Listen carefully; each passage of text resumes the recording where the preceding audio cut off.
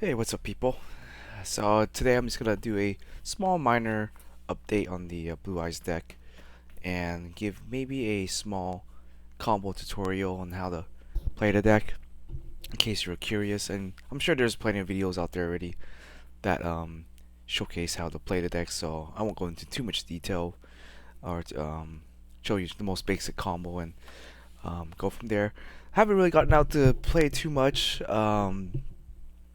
Yu-Gi-Oh or Magic actually, um, since I actually don't have a car at the moment. My car is in the repair shop at the moment, so haven't really got a chance to go out and play paper. I've been playing around with friends and testing the deck out with friends mostly, and just kind of making some changes based off of that testing. And also I've been playing a lot of Elden Ring, so that's kind of been sucking up all my time. And yeah, haven't really gotten to play like Master Duels or Magic Arena or anything like that. Just been kind of grinding on um, on the Elden Ring train, but I'm almost done with the game. So probably once I get my car fixed and finish up the game, I'll go out and play some more paper. Yeah, so let's go ahead and get into it. There's very few minor changes. It's not really anything big, but I'll kind of explain the changes when I get to it. And yeah, so right now I'm testing the deck out at 41 cards, which seems kind of strange. I couldn't figure out what to cut or what I wanted to cut to add in the cards I wanted to add in, and so yeah, I just decided to play at 41. I don't think it makes a difference really, but yeah, let's get into it here. So yeah, it's just triple blue eyes for sure. Not much to say about that. Uh, Double alternative.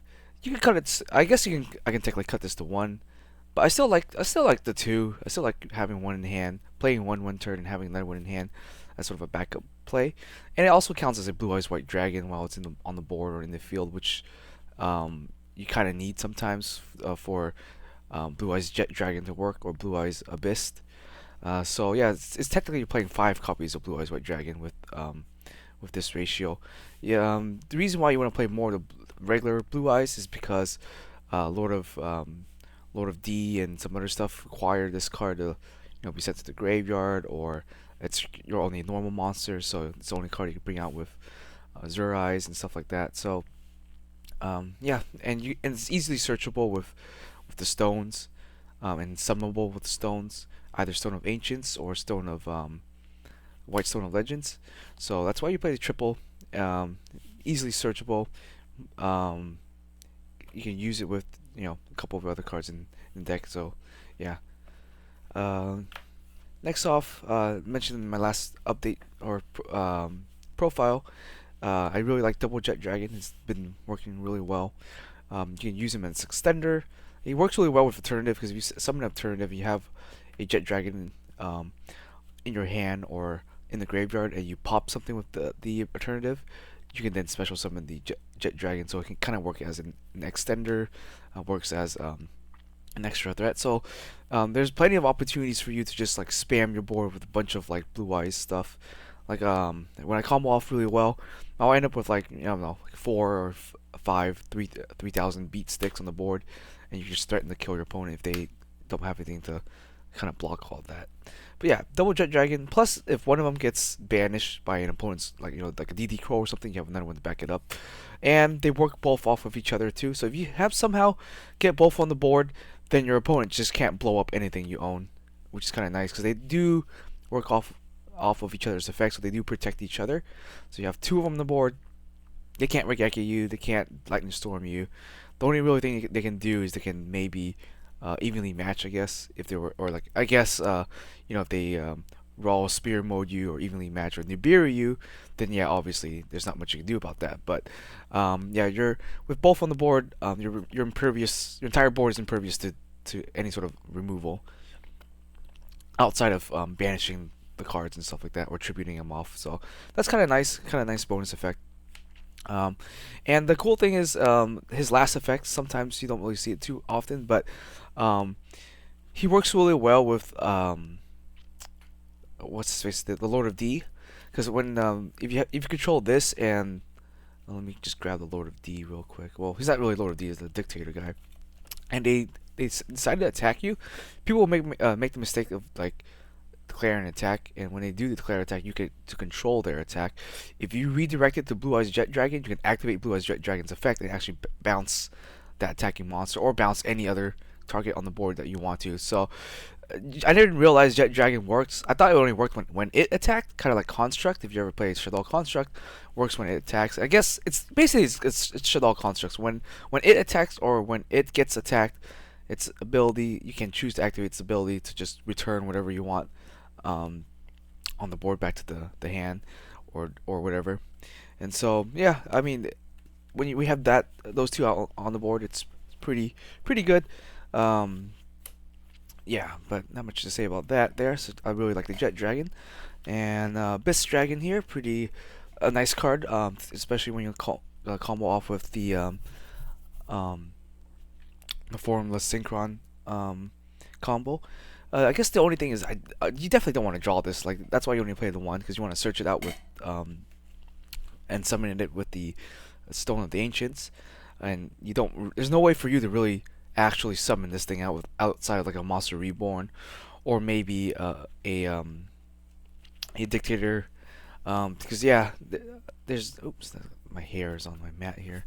Let me clean it up real quick. Yeah, there's not really any way for you to summon this thing out, so just a one of is good enough. I'm sure you've hear people talk about that. And the one major change I made is I decided to add in a second Livening. I really like having two copies of this card. Yes, it's got a heavy cost to play, but I usually use one turn and then I save the other one from the turn after in case my board gets broken or something. It's a nice backup play for either you need to pop something, or if you need an extender, or even if you have one on the board, you can actually summon out another one and continue your combo. It's a free summon, so that's what I like about it. You do have to have your graveyard set up in order to use it properly, but I missed having two, because I was just playing one, but I found that I end up discarding the one a lot, or end up using it and then kind of like not having a backup for it, I guess. That kind of felt bad. Yeah, it can be kind of bricky sometimes if you don't have like ways to like fill up your graveyard. This card can be a brick, and it is weak to Lancia, but it's a great card to extend your plays if you're going first.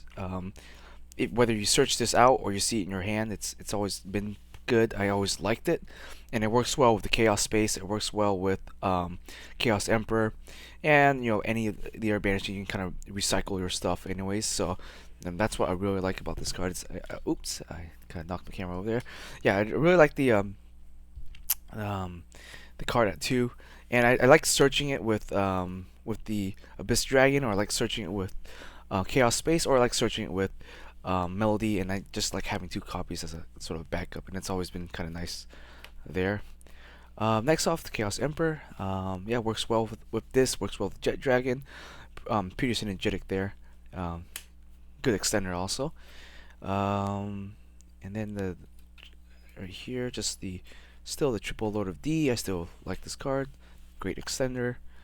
And then yep, triple Sage. So these two cards are what you want to see in your opening hand. You see these two in your opening hand, you're in a real good shape. You get the Hauki Firebrax combo off really well. And yeah, you can just kind of go off from there. So this is what you really like to see here. There's not a really good efficient way to search Lord of D. Kind of just have to hard draw it, unfortunately. I'll talk about Sage in a second here. I did add a card to try to search for Sage a little bit better, and that's working okay. Still, I like this ratio of triple stone and triple ancients and triple legends here. Or sorry, one ancient or triple ancients and one legend. So still like this ratio. I think this is probably the best ratio. This works okay with Lord of Dictate because it does say Blue Eyes on it, so you get Blue Eyes White Dragons. You can actually pitch this card with your Lord of or Dictator of D and actually summon Blue Eyes off of that, and also search when you pitch the stone. So that's pretty cool. This just says Blue Eyes, so you can't really pitch it with the Lord of Dictator, unfortunately. But still, one of the best ways to kind of search out your Jet Dragons and your Abyss Dragon. And finally, for the last two monsters, your other extenders here. and I'll explain how they got a little bit more useful in the deck. Back then, I would have this and plus like a Lord of D out on the board, and it didn't really do too much for me. But I changed my extra deck with one extra card, and I think it worked a lot better. And we'll get into that in a second here. And then for spells, not too much has changed. Triple trade-ins, still really like triple melody, and then triple chaos. Yeah, these cards are technically weak to Ash, but for the most part, the chaos space will pay for itself regardless, which is nice. And then, these are ways to help you build your graveyard. So even if they get Ash, it's not the worst thing that can happen. It definitely does hurt, but if you get Sage of the Blue Eyes Sage, and you play this, it's not really a neg. I guess it's a 1-for-1 because you +1 off of the Sage, and you're pitching the stone for either Chaos Space or for Melody. It's not too bad. Or like I guess if you search Blue Eyes off with Stone of Legends, it's not really a neg. So there are ways to kind of make these cards not a total minus with your searches and your pluses off of your stones and your Sage of Blue. And so if they do Ash, it's not the worst. And oftentimes most people don't Ash those. When I summon Sage of Blue, that's what they'll Ash. So it's like, all right, cool. It didn't really change anything. Or they Ash the Halki Firebrax, which is fine. Those are the two cards that they Halki Firebrax, the card that they should probably be ashing, and not like just the stone. And so if you activate this later, most likely it'll go through. You don't really have to worry about it too much. And finally, the card I'm testing out right now is the map res or Piri Res map. So this is the only purpose in this deck, or the card in this deck, is to search out the blue Sage of Blue Eyes here. That's the main card you want to see. So I'm playing basically a 3-2 ratio.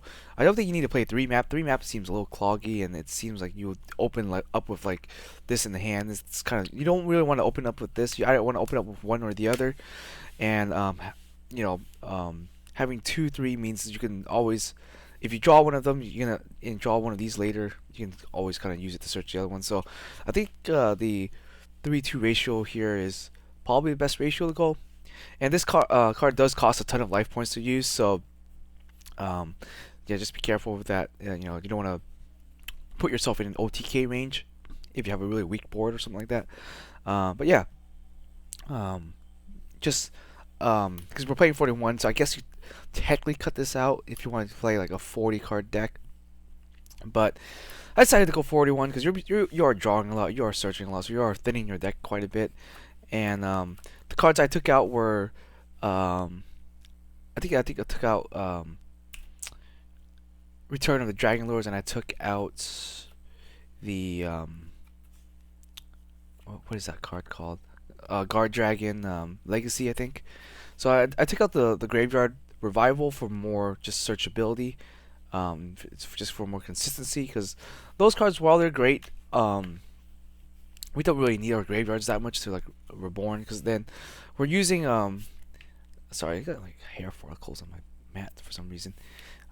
Anyways, I'm using those Chaos Levineers as sort of my revival versus just Return of the Dragon Lords or Guard Dragon.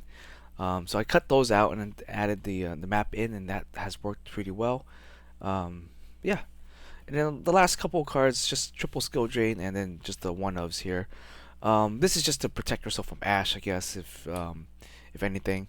But that's our only real protection there. We're not really playing any defensive hand traps or any defensive cards, really. And this entire deck is trying to combo off. And if you're playing too much defensive cards in the Blue Eyes deck, I think you're just going to brick more. So I spoke about that in my first video. I guess you can technically cut out the skill drains. They can kind of be bricky sometimes if you draw too many of them. But also it's a nice win con against a lot of other decks that can't out the skill drain, and they can't out like a Blue Eyes White Dragon or something. Because that alone is a win con. Sometimes you have like 2 Blue Eyes plus a skill drain. You're gonna be basically kind of like an Eldritch deck at that point. You just bring a bunch of beaters, and your opponent can't beat them over. Congratulations, you win. So You could side this out against certain matchups. I'm not gonna really talk about the side deck. It hasn't really changed. I haven't really got to test the side deck out too much. But yeah, so those are the last couple of cards, and let me talk about the extra deck here, and then I'll go into like a combo tutorial here. Extra deck for the most part has stayed the same, and I made one change that I thought has made the deck better. So yeah, I'm playing Baroness here. This is a German one, so it looks like Bumbleina or something like that. So one Baroness, probably your best synchro card to go into. I always seem to summon this thing out, and these are two cards I always summon out. It's if you're gonna go synchro, you either go for Baroness or you go for a Spirit Dragon here. Um, and then for Spirit Dragon's two targets, you have one Moonlight to disrupt and one Azure Eyes. So I took out the Vermilion Dragon because I never actually end up summoning Vermilion Dragon ever, if I can recall, or if I do summon it, it's kind of useless. So I decided to just completely cut it and not bother trying to go into Vermilion. I have another card I would go into that's better, and I'll show that in a bit here. Yeah, one Formless Synchron. That's for the combo with the Baroness. So yeah, Formless Synchron. Your sort of like your basic Exceed package. Dingisu is pretty good. I actually love summoning this thing out. I go Dingisu, I can send whatever card that's a problematic card, send it to the graveyard, or if I have Hulk on board, or a Halki Fireback that's banished, I'll attach it to this and then attack and then summon a Zeus on that. So you'll have a Zeus with like a total of like 4 materials. So you'll have like, let's say you go, just for the sake of argument, let's say you overlay 2 Blue Eyes, summon out Dingisu, and let's say you had a Hulk Fireback that was banished. You can use its Dingisu second effect. If you don't need to send anything, you can attach it to the Hulk or to the Dingisu, attack with Dingisu, then overlay, and now you have a Zeus with two activations, I guess. So yeah, that's worked out pretty well for me. I think in testing and stuff like that. But that's a combo that you rarely go into. You mostly if you're gonna overlay something, you're gonna probably overlay into a Titaniclad here. That's your number one target for overlaying, and then I guess a Photon Lord if you expect a like a Nibiru or something like that. You can also do a Photon Lord here. But yeah, those are the only level 8s Exceeds that I play, and then the main I guess chunk of the deck here, it's gonna be well, I guess I'll talk about this first. So this is your basic package, your Dragon Link package. Yeah, you'll use all of this all the time. You won't always use Heraxial, but you'll definitely use this, and you'll definitely use these 3. So these are like kind of like your staples here to go into. The reason why you need Realminess is you need to get rid of the Pit C and you need to get rid of the Strike Dragon. And that's what you would go into. Is you usually go into Realminess to kind of extend your play. Because with Pit C out on the board, you can only summon dragons, and so I guess it's okay if you want to keep it on the board if all you're gonna do is summon dragons. But if you're gonna summon something like Dingisu or something, you need to get rid of Pit C first. And Ramen, this is one of the ways to just kind of go into get rid of that and go into your other extra deck stuff like Former Synchron and stuff like that. You don't want to keep Pit C on the board. Pit C will lock you out of the rest of your extra deck. So and then the last card I made a change as well. I took Vermilion out. So I made Apollousa. So I actually brought this thing out quite a bit in the deck, and it felt really good. And I'll kind of explain to you in the combo video how you get this out and how you make it an effective card.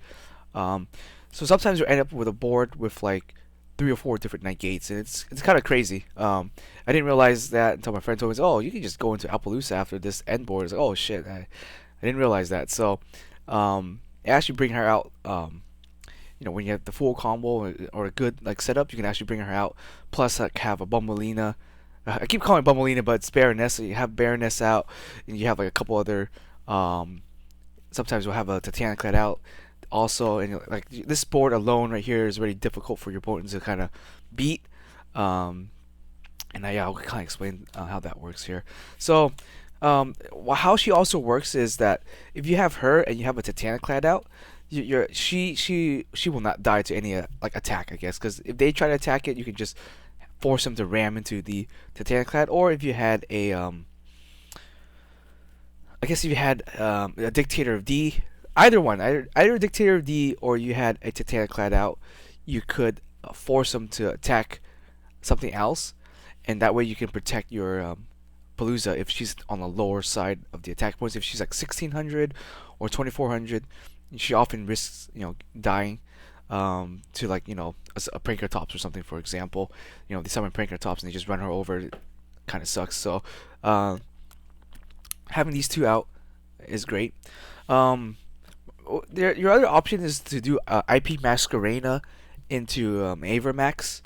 That's also another combo you could do, but I think Alpaloosa is better because um, than the IP Masquerena and the Avermax combo in the deck, and it's a less card commitment. You don't have to commit as many cards, and so I think Alpaloosa is definitely better. And I'll show you kind of how to bring her out in just a second. So let's go ahead and go through the combo, kinda, and explain that here. So let's just shuffle up the deck. But I'm gonna start off with kind of the most generic of the combo lineup. Um, Probably what you're gonna oftentimes see. So the strongest opening hand you could probably have would be something like this, where you got maybe something like this. I want to say here. Um, I don't know, something like that. Okay, so something like this is a very strong opening hand.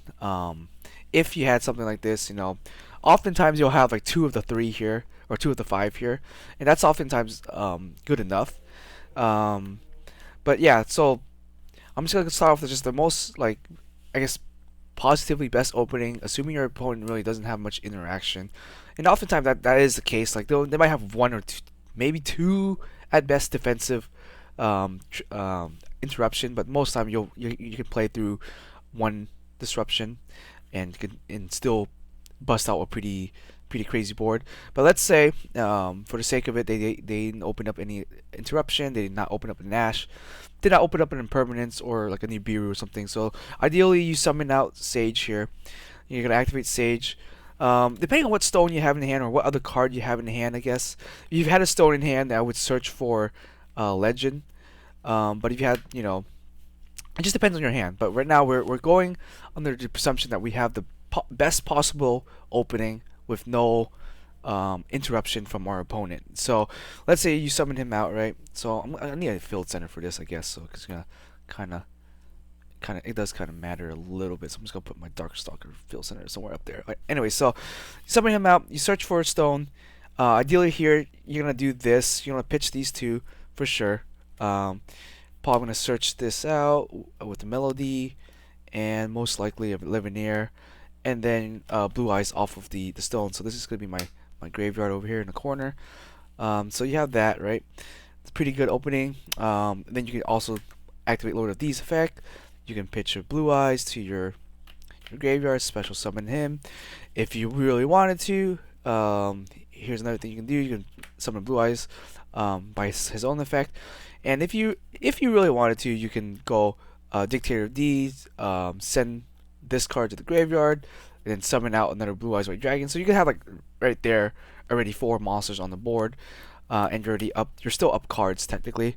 And then from here you can also, like, let's say you want to go further, you can pitch the stone here. Ideally here you can there's 2 choices. If you have a light monster, you pitch it with Chaos Space. The three main choices, I guess, or 3 choices would be these 3. These are your 3 dark types that can be searched with Chaos Space. And so in my hand right now, I already have a Liveneer, so you have 2 other choices here. I would probably go with the Clap Serpent, because you can actually go off pretty ham here. So I would probably add the Clap Serpents to my hand. And so from here, most likely you're gonna get rid of Lord of D and Sage of Blue here. And go for a Hauk. With Hauk, you go for another stone. So That's pretty nice there. That's pretty good board already. And then from here, you can go ahead and go. You can either leave the board as is, or you can start going into the pixie play, or the striker dragon play. So either way, I think you would be good here. So let's say we want to just go ahead and start off with let's say we go do this, right, and we bring out a spirit dragon. So we have something on board, right? So that's a spirit dragon, and now you can go ahead and summon the Clap Serpent, right? So the most useless card is probably going to be Sage, so you're going to banish the Sage, summon Clap Serpent, send the Serpent, go ahead and get your Striker Dragon. Serpent's effect here, it's going to activate, you're going to search for the other one, the white Buster one here. You then banish the Clap Serpent, summon the other one, and then you can also activate your Chaos Space in your grave, banish the Chaos Space, put the Clap Serpents on the bottom of your deck, banish that. So I guess this is your banish pile here. This is your graveyard. Sorry, I don't really have too much room on my desk to kind of work this combo out, so bear with me. And then you can then draw your card off the Chaos Space. Oh, I guess I should technically should be here. So let me just shuffle up the deck, and then put the Clap Serpent at the bottom. Doesn't matter. You draw your card. Cool. You draw a Blue Eyes Jet. Very nice. So you still have this in your hand here, right? So you send the Serpent to the graveyard. You summon out. Let's say you go ahead and summon out the Pitsy here, right? So that's great. So now Wyvern Buster is going to activate. You just end up searching out your Clap Serpent that you just put back from the to the bottom of your deck with the Chaos Space. So now you got, like, an extra 3 cards, and you have a pretty good board here. So you have 1 slot left to summon something. So most likely you will probably just summon a Blue Eyes or something like that, right? Summon a Blue Eyes maybe. And what you can do here is then you can pitch these two and go into the Dragunity Rominus and activate Rominus' effect. Search out a where is it? Where's my Ravine? So you get your Dragon Ravine. So you have this here. So I guess there's two options here, right? So this could technically be anything. This could have been one of your stones if you wanted to. If you wanted to, you can summon a stone instead of a Blue Eyes. Doesn't matter. But what I found here, if I had this on the board or something like that, you can overlay it. Or if you had like a stone, primarily it's always gonna be like some sort of stone. It's gonna be probably like this stone right here. So let's say you do this instead, right? So this is your current board, right? So that's pretty good. You wanna get rid of Rominus, because Rominus is kind of useless after this. So what I found myself doing a lot is I send these 3. It could be 3 of anything.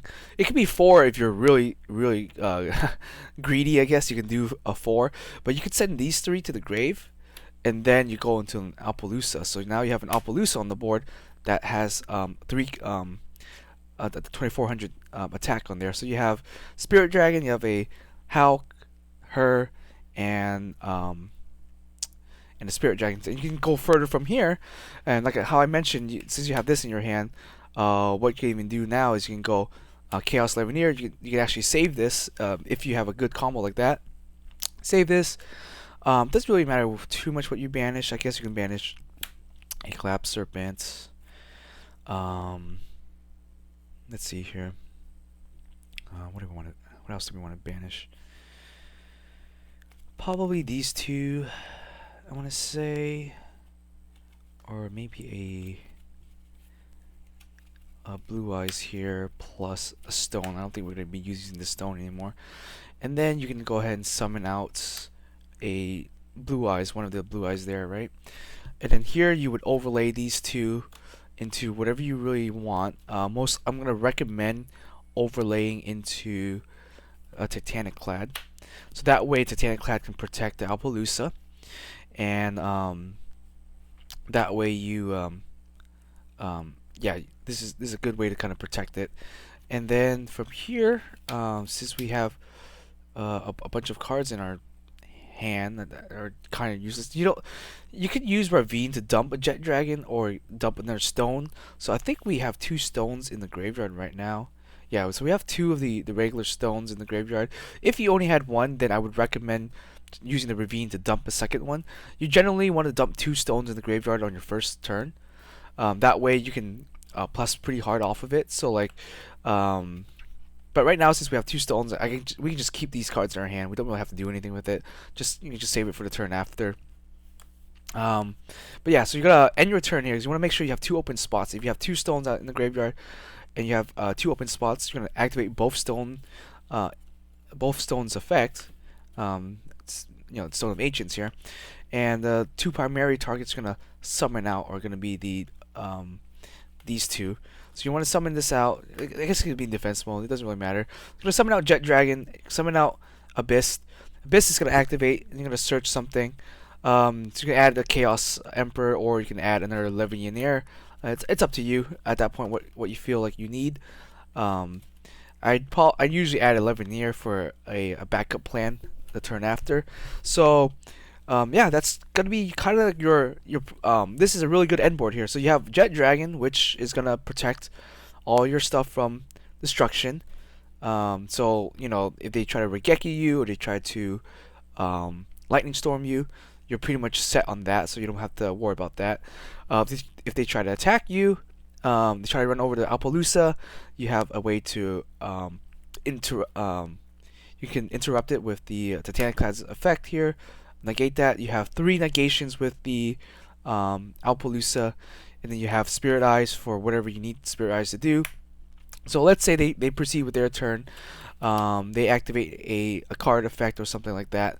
Let's say they activate I don't know, for the sake of it, like a Rhoda or something. They search. You let the Rhoda resolve. You don't want to activate Hauki Firebax to chain to anything, because if you do that, you're gonna miss time on your Formula Synchron. So with the way priority works, your opponent has priority to activate any card effect. So you can't really go main phase and activate your Hulk. You have to wait for them to do something. Once they activate like a Rhoda or something this that can resolve safely. So they resolve that card, and at the resolution of that card, they pass priority back to you. You can then activate Hulk, banish the Hulk here. Go ahead and summon out your Formula Synchron. I'm going to draw another card. Oh, I guess I should have shuffled my deck here to simulate an actual play. So you draw your card. Cool. You have 5 cards in hand, right? And from here, once that resolves, then you're going to go ahead and chain Formula Synchron on top of that, and then you're going to most likely send these two to the graveyard. And then you can go ahead and summon out a... oops, this should be in the graveyard, I guess. Summon out Bombolina here.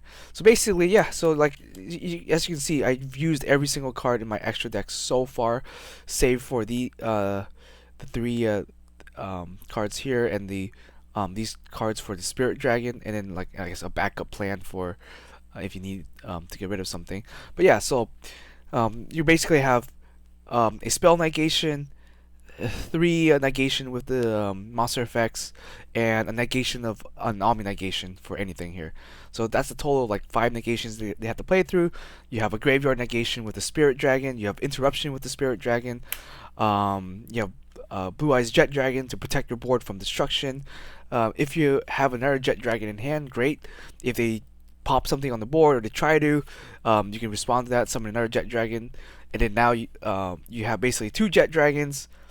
Your entire board's impervious to destruction, and they have to basically kind of fight through all of this. So that's ideally how like an ideal opening hand is gonna look like. So you'll end up with like a bunch of pluses. Your next turn you draw, it doesn't matter. Um, you know, Skill drain is for when like shit hits the fan. You can't beat them on the board, or there's effects on the board that you just can't beat. Flip the skill drain over, and now you play the beatdown game where you have a bunch of beatdown cards, and if you activate like an Abyss Dragon from the graveyard, you can pump these things up to 4K each, and go from there. But yeah, ideally, this is how you're gonna end up. Your board's gonna end up looking like this. So it's a pretty hard board. It really only loses to, I guess, obviously Droplet. The Droplet Appaloosa, that kind of sucks. Um, or if they Dark Rule no more you. Going game one, it's unlikely that anyone's gonna Dark Rule no more you. And if they do Dark Rule no more you, you can still kind of you can still kind of survive. The one card that you might be weak to is like a Zeus or something, I guess. So we want to be careful of that because obviously Jet Dragon does not protect you from Zeus, but it will protect you from most stuff. It'll protect you from like DPE or even Dragoon, more or less. Like Dragoon will have still a tough time dealing with this, um, for the most part, I guess. So yeah, DP is extraordinarily weak to this deck just because of Jet Dragon. Dragon makes DP pretty terrible. But yeah, otherwise, this is the ideal sort of board here. And yeah, if you survive, if they can't break your board, you essentially just win from here. So you have like enough negations, some protection, some interaction disruption, and yeah, and I think from here, if you start running out of resources or you need more, I guess if they get rid of some stuff here, that's fine. You have the rest of your graveyard kind of set up, so you have like stones to activate to add Blue Eyes back or add alternative back. You have Abyss Dragon to banish to pump your Blue Eyes monsters to bigger effects, and you still have some of your extra deck left to either have more disruption with the seal, or Dengisu into Zeus if you needed to. So yeah, with this board, I feel like or this particular version, I felt like this is how I end up with a lot of my games. Is I have like at least two to maybe not all a full board like this, because that's with an ideal hand and with no interruption, you'll end up with a board like this. But most of the time, you'll have a Bumbleina for sure. Or sorry, I keep calling Bumbleina. I'm getting used to the the German name. I don't know. Baroness, sorry. So you have Baroness typically, and you'll have like maybe a Spirit Dragon, or maybe these three or something like that. Generally, you'll have like three of the cards on here. You usually will always have a Jet Dragon plus a Abyss Dragon though. So like even on my non-ideal boards, I'll usually have something um, like this. So this is not a bad board either. Like if you have Former Synchron plus something like this, it's still a decent board, and a bunch of cards in your hand. So that's how the deck like the most basic kind of combo of the deck in the most ideal situation, and then you kind of go from there. Like that's how Firebrax is what it leads into for the most part. It's where it most of the combo leads start from, and then from there the rest of your combo kind of differentiates between what you have in your hand. But having Appaloosa is nice because you do have a lot of extenders that you don't really use anything for, like the Clap Serpents and stuff. Ideally, these are used to get out the Striker Dragon and get out the Pixies. But sometimes I like have I already get them out without ever using the serpents. So I found myself most of the time the serpents were just kind of dead in my hand, or I found that I have a Rominus on the board that didn't do anything, because if Rominus is in your main monster zone, it can't do anything. It actually has an effect outside of just searching for the ravine. If it's up here, if you summon something here, you can bring out another dragon or something like that. But that rarely ever happens. You rarely put Rominus in the extra deck monster zone. So most of the time, it's just sitting in your back row, and it's kind of dead. It's only 1200 attack, so it's pretty weak. It's kind of trash. So I found that by linking this away into an Appaloosa or something better, that has been the play, I guess. So you get rid of this, and then if you have like a collapsed serpent or something that you haven't really used already, you can summon that out. So this is usually something like this. You pitch this, and maybe a blue eyes or a stone. You send those three, and you can make an Alpaloosa out of that. So you make your dead cards into a monster negation. Is what I found that you can do really well with this deck. So yeah, there are times you'll have a lot of dead cards in your hand that just can't do anything with it. Namely because you already either combo off or there's nothing else to go into. Alpaloosa is a safe choice to just go ahead and pitch your dead cards into and making an Alpaloosa. You can even do 4 monsters if you like, or you do like a Raminus plus like an yeah. Usually it's like a Raminus plus a serpent of some kind, plus like either a dead blue eyes or a dead stone or something. These three into Alpaloosa is it's a pretty good trade, I would say, because Dragoonity already pluses you a card. This is already plus you a card, and this is going to plus you a card. So just they're replacement effects. So each of these cards ideally is going to replace you in effect, and so going to Alpaloosa, you're not really losing out on any card advantage. You're just making your dead cards into other um, you know better effects, I guess, better negation and interruption. So yeah, I think that's really it. I'm not gonna really go into further combo variations. I'm sure you've seen those videos. Here is just the one I kind of been playing around with, and I found that has worked out pretty well. And it's kind of funny that the deck has the ability to do that. The only card I'd say, the card I don't really use or summon out as much, is gonna be Moonlight here, and maybe the Galaxy Eyes Photon. So they're kind of flexible spots. You don't really get to summon out too much. Because oftentimes you'll Spirit Dragon into an Azure Eyes. You don't really Spirit Dragon into a Moonlight unless shit hit the fan. You primarily save Moonlight Dragon for a Zeus or something. So if they try to go into a Zeus, or you suspect that they're going to summon a Zeus, you Moonlight Rose Dragon whatever exceed they have, just to prevent them from Zeusing you. So that's why the Moonlight Dragon is in here, but it's not super duper necessary. Plus, most of the time you have Alpaloosa or you have something like that, it really counters those Zeus, so like they can't really activate Zeus and um, really get away with it. Most of the time, Zeus only has one activation. If Zeus has 2 activation, then you're kind of you're already in a bad spot there. So yeah, I think that's it. That's all I got.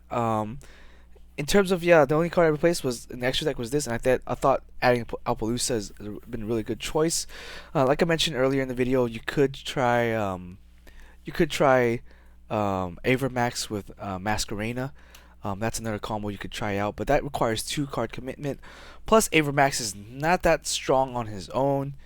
He does protect your monsters because they have to attack the Avermax, but I mean most of your monsters are already 3,000 beat sticks anyways, so it's unlikely anyone's gonna be running your stuff over. So I thought Avermax was just kind of useless in that sense. But he is a cool boss monster, and he's hard to remove if being the case. Um, Other than that, I don't think there's any other real combos. Yeah, and the extra deck. These links or these exceeds are the only ones I think I really use. You can maybe use Dragoblion. The only problem if you use Dragoblion's effect is then you lock yourself out of your stones. Your ancient stones will not be able to summon anything else at the end of the turn if you do use Dragoblion, which is why this deck has kind of moved away from the Dragoblion effect. Like Dragoblion's still a great card. Don't get me wrong, but we want to abuse our stones here, the especially the ancient stones, just so we can bust out Jet Dragon and Abyss Dragon as much as we can. So it's the stone summoning effect. Since it's not once per turn, it's really good to stack it on and just summon those out and just get free summons. And then you have the stone in the graveyard if you need to, like just return something like a Blue Eyes or something like that. It's a good plus card, and it's also a tuner. Works well with Hulk. So yeah, I think that's really it. Don't think I got much else to say here, but yeah, hope you guys enjoy the sort of the deck profile update and a bit of the combo video there. I was thinking this video was gonna be a little bit shorter, but I ended up kind of digressing a lot, which is kind of a problem there. But anyways, without wasting more of your time, I hope you guys enjoy and see you guys next time.